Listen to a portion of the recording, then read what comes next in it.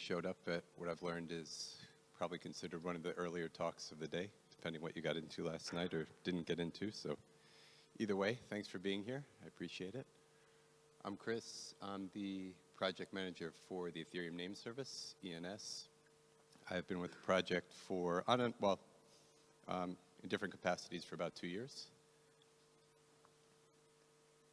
Today, I'm hoping you go away from this talk with an understanding of what ENS is, if you don't already know, but I'm guessing most people in the audience have a pretty good sense for what ENS is right now.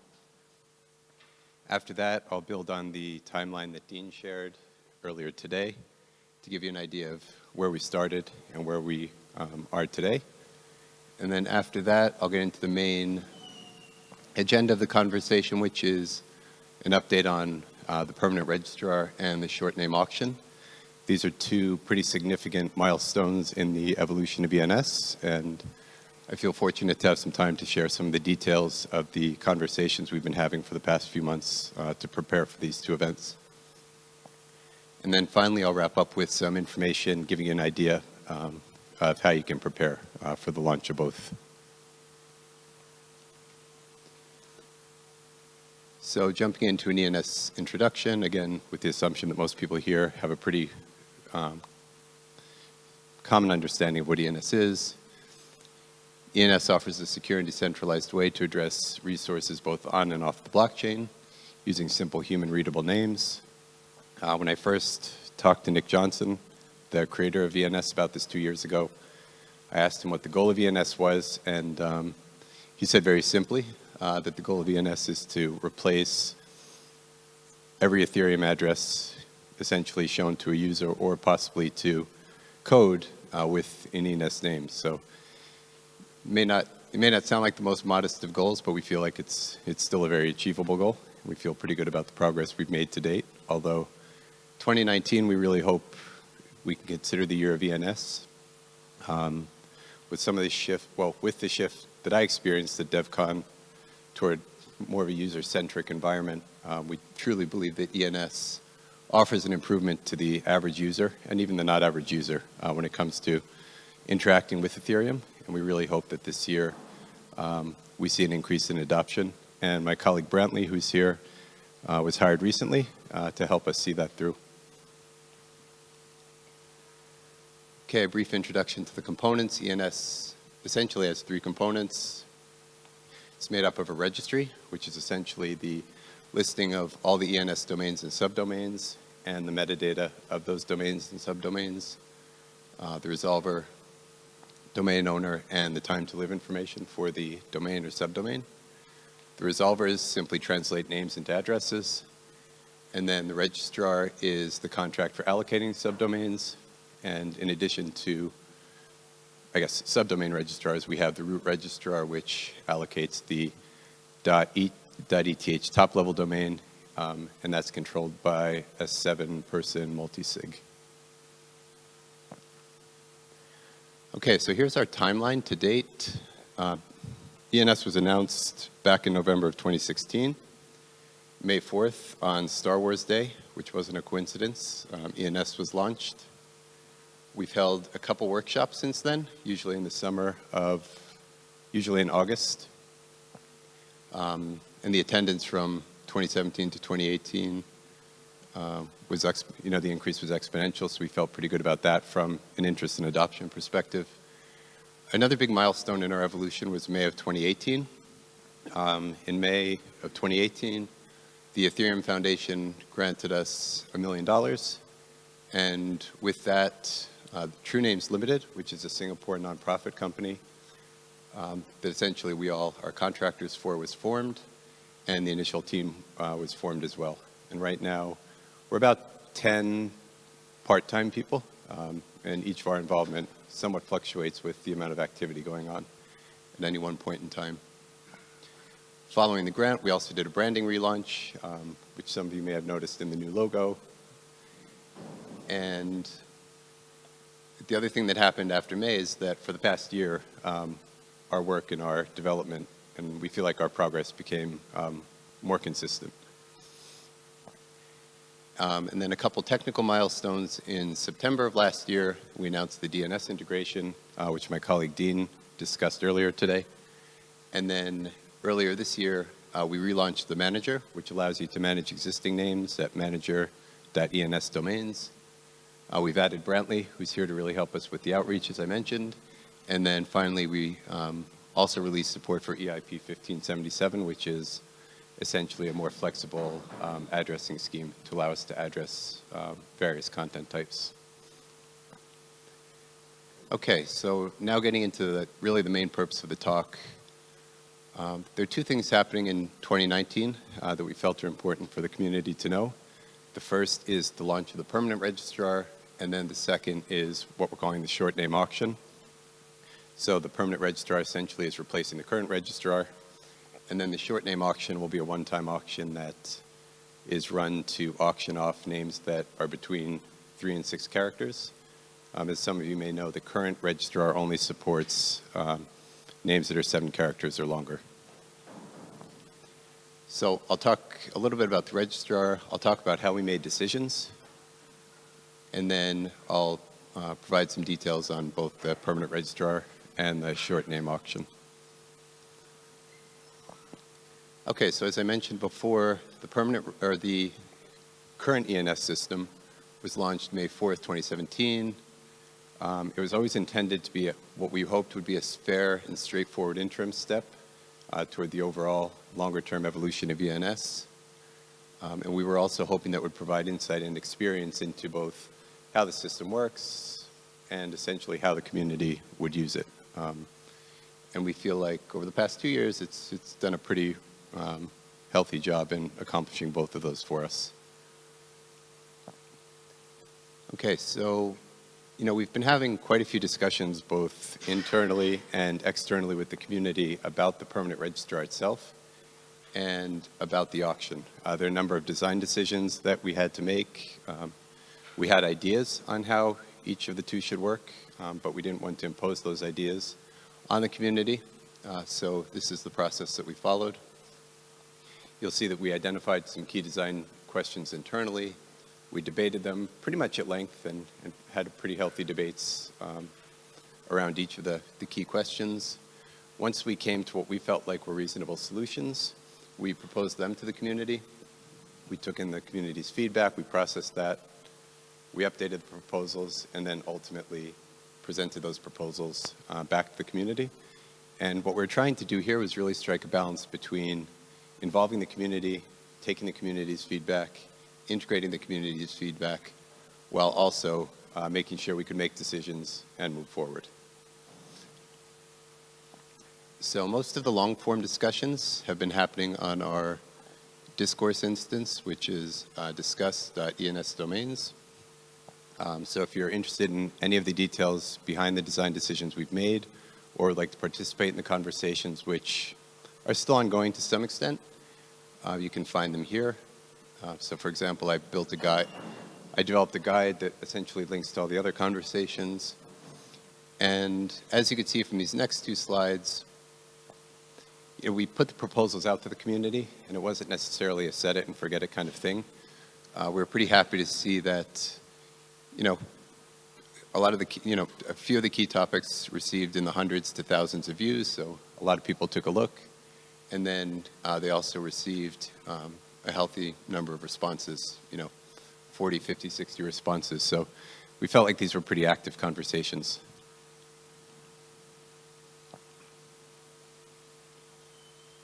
Okay, so as I mentioned, the current system was intended to be an interim step, and what we're looking to launch now is the permanent registrar. And the permanent registrar will essentially replace the current registrar and registry. A key point here is that anything you have registered, via the current registrar, essentially must be 6 months old before you migrate it into the new registrar. So that's a key point to keep in mind. However, until that name is 6 months old, you're still able to use it as you would any other name. So it's not as if, that name is on hold. The permanent registrar is intended to be permanent, or at least to the degree of permanence that we can imagine. So with that said, it's intended to run until a deficiency is detected either by us or the community. And then other key features and characteristics I'll get into. We'll talk about the pricing, which was a topic of some pretty healthy debate. We'll talk about overflow funds, and this will be a key point because today, essentially, funds are returned to a user when you give the name back. In the future, those funds aren't going to be returned, and they're going to be put to some use. And then finally, another reminder, or another thing to keep in mind here, is that there's a renewal requirement in the permanent registrar, which essentially means that on an annual basis, you'll have to renew your name in order to keep it, where today you just hold your name for as long as you want to. A few more points of comparison. So the registration method is going to change from a victory auction to first in, first out registration. The victory auction was always intended to act as somewhat of a clearinghouse for the most desirable names, and we feel like it served that purpose. So now we're moving to a simpler, or what we hope is simpler, first in, first out registration process. And with that, the number of registration transactions is reduced from 3 to 2. The duration of the registration also is reduced significantly. So rather than having to wait 5 days now, depending on block times, the new process should take less than 15 minutes. As I mentioned, in the current system, you don't have to renew your name. You keep it as long as you need to or you want to. In the new system, you'll have to renew it to keep it. And then finally, also, today, fees are variable and locked, which means what you pay for a name, changes depending on the auction, the winning auction price. It's locked. You get the money back when you give your name back. In the future, it's going to be a fixed fee, and that money is going to be spent in a way that's still to be determined. Okay, so pricing. The main goal for pricing was to not necessarily generate revenue, but it was to discourage land grabs and squatting. So we tried to set the names on a sliding scale based on the relative scarcity of names. There are far fewer shorter names than there are longer names. With those two things in mind, we've decided that starting from the bottom up, 5+ characters will be registered at the price of $5 per year. Moving up from there, 4 characters, $160 per year, and then finally the most scarce names, the 3-character names, will be registered at $640 per year. And if you want to see the details of how we came to this, jump into the discourse channel and continue the debate because there is still some debate going on, but we still feel pretty good about these numbers. Fees will be paid in ETH. The ETH USD exchange rate will be set using the MakerDAO DAI USD Oracle. That may change down the road, but we feel like that's the best route to go right now. And as I mentioned, the use of funds. In the near term, the funds will be held in the ENS multisig, which is controlled by 7 people. You can see there. You can see them on the website, ENS domains. Essentially what this does is give us time to decide what to do with them in the longer term. There's significant tax considerations that we have to continue to think through. A couple of the possible uses we've been considering are to fund the core team with a partial use of those funds, and then anything we have in excess could possibly go to, for example, grants to other teams that are building on ENS. Okay, so that's the permanent registrar. The permanent registrar will be launched, we're hoping May 4th of this year, which would be 2 months or 2 years to the day of the current system launch. And then we're going to do something called the Shortname Auction. The Shortname Auction is a one-time auction for 3 to 6 character names. There will be a reservation process that happens before the auction, and I'll talk about what that means. The auction, again, will be a victory auction to serve the same purpose that it did the first time around, which is to act as a clearinghouse for what are probably going to be the most desirable names. And then after the auction completes, everything will be done through the permanent registrar. Okay, so this is the timeline for everything I've been talking about. So May 4th, Star Wars Day again. We're hoping the permanent registrar gets deployed. After that, 60 days after that, the short name reservation process will kick in. That will run for 30 days, and after the short name reservation process, the short name auction will happen. And then the short name auction has 2 phases. There's a bid period when the bids are placed. There's a reveal period when you make your bids known. And then after the reveal period ends, names are awarded. And then after that, everything's happening in the permanent registrar. Okay, so what's the point of this reservation process?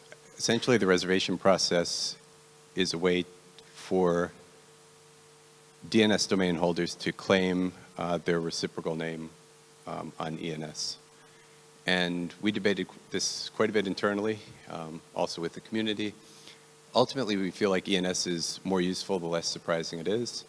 And to us, being less surprising means that projects, especially in the crypto space, but not limited to the crypto space, are able to get the name that best represents them. So these are the key, I would say, driving factors that led us to the conclusion that offering this reservation process was the right thing to do. So who can participate? Anybody that owns a DNS domain can place a reservation request, with the caveat that the domain must have been registered before the 1st of January 2019. And if you're interested in the reasons, I can address that in the questions. Okay, so how's it going to be done? There'll be a specified GitHub repo. You essentially submit a public application claiming your name. After that, you'll be asked to create a text record on the DNS domain to prove you own it. And then finally, if competing claims are submitted, the owner of the oldest existing DNS domain is awarded the name. One caveat here, we don't feel like there's any perfect system, and there's no system that was going to get this 100% right. However, we feel like this is the most objective, least subjective way to increase the chances of essentially the right domain holders to get the names that best represent them.